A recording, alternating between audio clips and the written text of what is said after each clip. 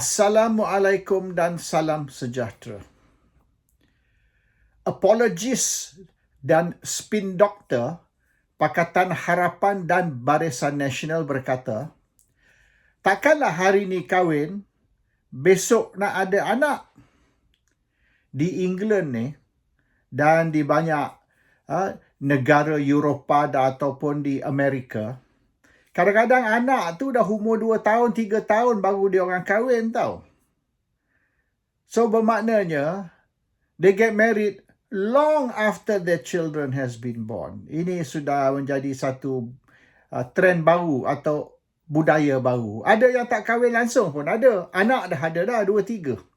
So, argument tu, hujah tu tidak logik dan tidak sesuai di dalam zaman moden ini, zaman liberalism, iaitu gaya hidup ataupun way of life yang ditaja oleh Pakatan Harapan.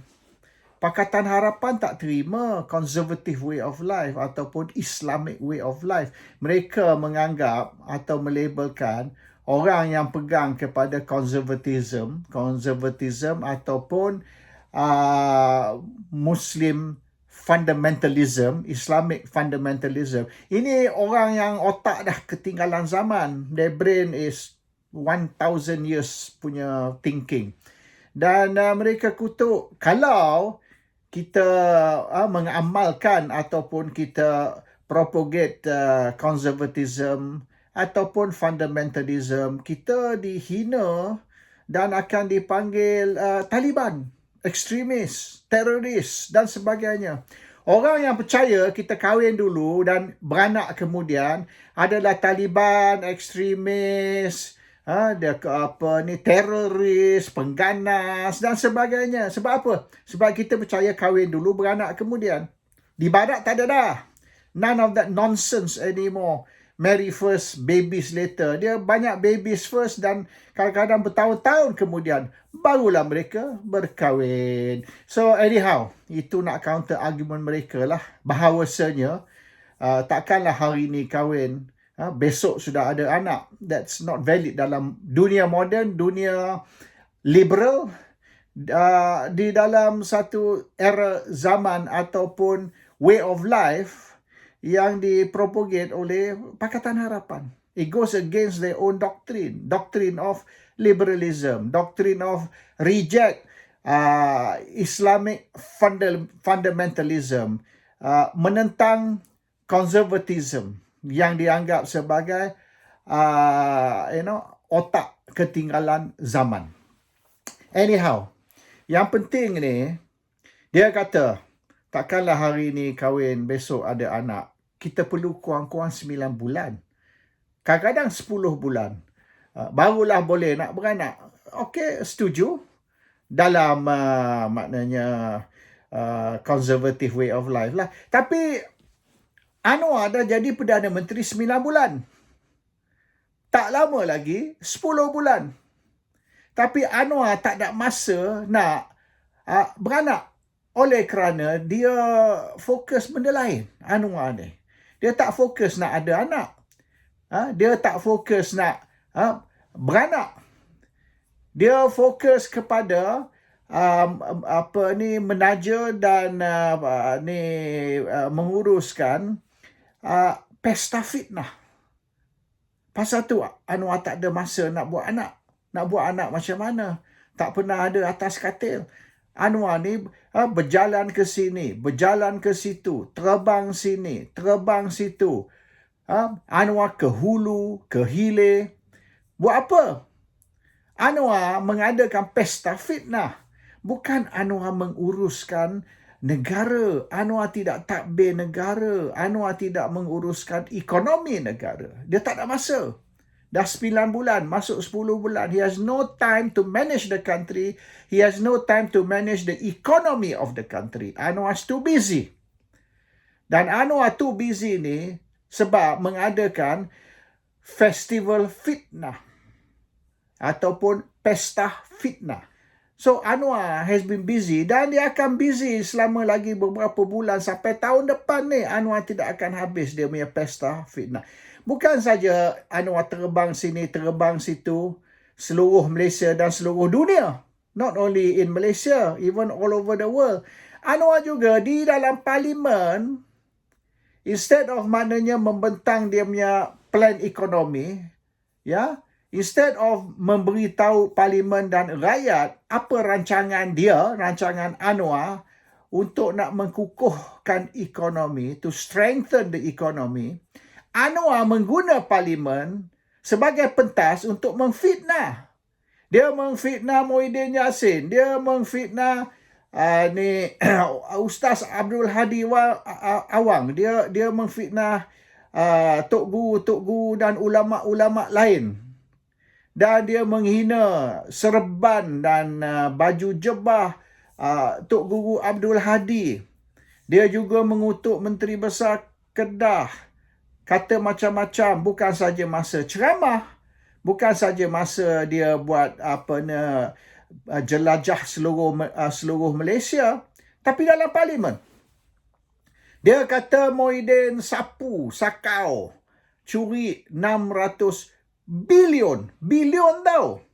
Dalam seluruh Malaysia tak ada 600 bilion. Macam mana Muhyiddin boleh curi 600 bilion apabila tak ada pun 600 bilion di seluruh Malaysia sini. Dia kata Hadi ni korup, Hadi ni terlibat rasuah, Hadi ni penipu, pembohong. Walaupun Hadi pakai serban, pakai jebah macam Nabi, tapi Hadi ni penipu, pembohong dan memfitnah. Macam-macam benda hudo dia kata. Maknanya jangan kita lihat Abdul Hadi ni mengikut sunnah Nabi, memakai serban, jebah dan sebagainya. Itu bukan satu gambaran orang ulama. Sebab Nabi Hadi ni pembohong, penipu, pencuri. Ini di parlimen ni. Jadi bermaknanya Anwar ni bila ada masa nak mentadbir negara, bila ada masa nak mengurus ekonomi negara, hari ini rahsia sudah terdedah. GDP Malaysia ni tak sampai 3%. 2.9%, 2.9%, tak sampai 3%. Dan 5 bulan ni, 5-6 bulan ni, dalam Anwar ni sibuk dengan pesta fitnah dia, GDP duk turun, setiap bulan turun sampai hari ni. Inflasi pula naik 7-8-9%. Okey, ringkas cerita. Bermaknanya setiap RM1 kita terima, kita perlu belanja RM2. Kalau dululah dulu kita terima RM2,000 sebulan dah gaji misalnya. Hari ni pun kita masih terima RM2,000 sebulan gaji. Sama macam bulan lepas. Ini saya nak cerita mudah bagi orang yang bukan background ekonomi, orang yang bukan pakar ekonomi boleh faham. Dulu kita terima RM2,000 sebulan, hari ni pun kita terima RM2,000 sebulan gaji. Tapi barang yang dulu harga RM2,000 sebulan sudah naik RM4,000 sebulan. Oleh kerana inflasi 5-6 bulan ni dan GDP Malaysia, ekonomi Malaysia menurun. So ringkas cerita, kalau dululah kita terima RM2,000 sebulan, awal tahun lah kata, bulan Januari ni kita terima RM2,000 sebulan. Hari ni kita masih terima RM2,000 sebulan, 8 bulan kemudian. Tapi nilaian RM2,000 tu sudah merosot jadi hanya RM1,000. So bermaknanya, sekarang ni, setiap RM1 yang kita terima, nilaian dia hanya 50 sen. So, dulu kita belanja RM1,000 beli makanan rumah. Hari ni, kita hanya ada RM500 untuk nak belanja. Macam mana kita nak beli barang keperluan rumah? Macam mana kita nak beli barang dapur? Tak cukup. Dulu kita ada RM1, hari ni kita hanya ada 50 sen. Tak cukup. Jadi, implikasi dia, walaupun nampak duit kita ni sama, yang kita terima lah, pendapatan kita, gaji kita terima sama. Yang sebenar bukan sama. Di England ni, diorang dah adjust dah pendapatan dan gaji sebab dia tahu. Nilaian 1 pound tahun lepas tidak lagi nilaian 1 pound tahun ini.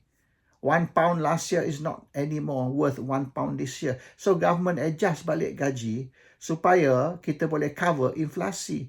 So kalau dululah kita belanja 1,000 pound, hari ini pun kita masih boleh belanja 1,000 pound. Oleh kerana 1,000 pound tu sudah dinaikkan taraf nilai. Tapi Malaysia tak ada. 5-6 tahun dulu sebelum COVID kita terima gaji kata 1,500, hari ni pun masih terima 1,500, tapi barang yang kita nak beli sudah bernilaian bukan 1,500, sudah bernilai 3,000. How to buy 3,000 bila duit masuk 1,500? This is the implication. Jadi kita punya GDP ni makin lama makin menurun, kita punya inflasi makin lama makin naik. So akhirnya RM1 nilaian dia 50 sen. So nampak macam tak ada beza, tapi yang sebenar kita ni bertambah miskin tiap-tiap hari. Negara pun bertambah miskin tiap-tiap hari, dan Perdana Menteri serta Menteri Kewangan, orang yang sama, tidak ada masa nak mentadbir negara, tidak ada masa nak mengurus ekonomi negara, sebab dia sibuk menjelajah Malaysia untuk travel seluruh dunia, terbang sini, terbang situ, ke sini, ke sana, ke hulu, ke hilir, untuk nak memfitnah pemimpin-pemimpin pembangkang. Dan lagi dia fitnah, lagi turun ekonomi. Sebab dalam dia punya fitnah ni, dia banyak menakutkan rakyat. Jadi pelabur-pelabur asing ni duduk perhati ni. Mereka mendengar ni apa yang Anwar cakap. Anwar cakap ni pembangkang nak jatuhkan kerajaan. Politik Malaysia tidak stabil. Kalau kerajaan jatuh, ekonomi Malaysia akan hancur. Kalau Perikatan Nasional memerintah, mereka akan nyanyikan orang bukan Islam. Kalau Perikatan Nasional memerintah, semua rumah-rumah ibadat bukan Islam akan dimusnahkan, akan dirobohkan, akan dihancurkan. Malaysia akan jadi teruk lagi pada Afghanistan. Dan Perikatan Nasional ni teruk lagi pada Taliban. Taliban pun tak seteruk PAS. PAS lebih teruk lagi. Perikatan Nasional bahaya kepada rakyat. Bahaya kepada rakyat Melayu liberal, dan bahaya juga kepada, dan lebih bahaya in fact, kepada orang bukan Melayu, bukan Islam. So Malaysia ni is going to be worse, worse than Afghanistan, worse than maknanya North Korea. So bila Anwar duduk cerita macam tu, fitnah-fitnah yang keluar dari mulut Anwar sebegitu, orang asing takut. Sebab bila you tengok 6 PRN baru ni, 6 pilihan raya negeri baru ni, apabila Perikatan dapat 50%, separuh dari undi popular, dan Pakatan Harapan dapat hanya 30% lebih sahaja undi popular. Tapi kalau bergabung dengan undi Barisan Nasional, barulah boleh kira separuh. Maknanya dua gabungan atau dua parti separuh, Perikatan seorang dapat separuh, dan Perikatan menang 60% dari kursi, dan Perikatan juga menang 80 lebih peratus dari undi Melayu. 80% undi Melayu dapat ke Perikatan, ya. Pelabur asing kata Malaysia ni habis. Malaysia ni hancur. Kalau sekira berlaku PRU 16, maknanya Barisan Pakatan finish. Perikatan akan ambil alih sebagai kerajaan, dan sekira Perikatan ambil alih sebagai kerajaan, Malaysia akan jadi teruk pada Afghanistan. Kerajaan Perikatan ni teruk lagi pada Taliban. Ini mesej, naratif yang diorang beri. So Anwar ni dengan pemimpin-pemimpin barisan, pemimpin DAP, pemimpin UMNO, mereka menakutkan bukan saja rakyat Malaysia Melayu, dan lebih lagi rakyat Malaysia bukan Melayu, tapi mereka takutkan pelabur asing. dengan all this negative narrative. Dan mereka tengok pilihan raya negeri baru ni, betul. Pakatan dan Barisan on the way out. Kalau berlaku PIU 16 finish, Pakatan Barisan hancur. So, pelabur asing pun lari. Lari kerana Anwar. Kerana Pakatan Harapan dan Barisan Nasional menakutkan pelabur asing with all this negative talk.